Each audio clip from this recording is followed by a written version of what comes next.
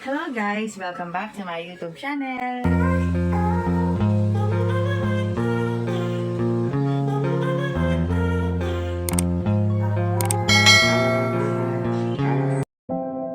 Maraming hindi nakamove on sa ganap ng Devi kahapon. Matyagang naghihintay sa gilid si Dina Wong.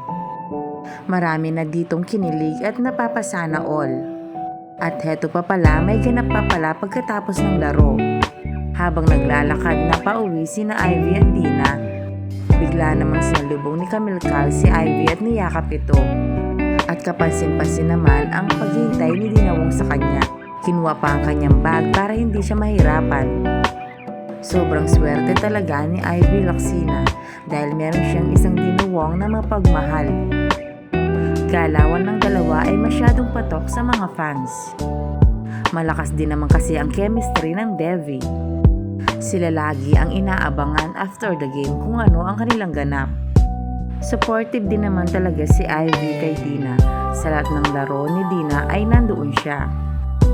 Ano kayang meron sa Devi? Bakit ganito na lang ang impact nila sa tao?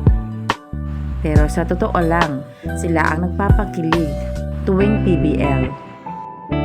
Bukas may laban ang Chocomucho. Siguradong heto na naman ang aabangan ng mga fans. Ang ganap ng Debbie na patok sa masa. Ganitong mga gestures ni Dina ang inaabangan ng lahat.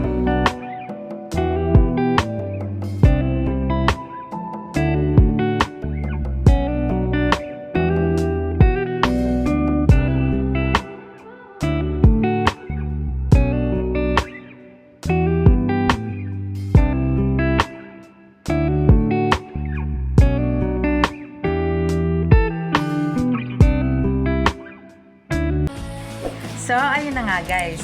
Kung nagustuhan mo ang video ito, huwag mo naman sanang kalimutang mag-like at mag-subscribe.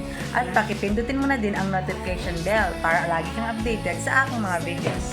Thank you! Bye!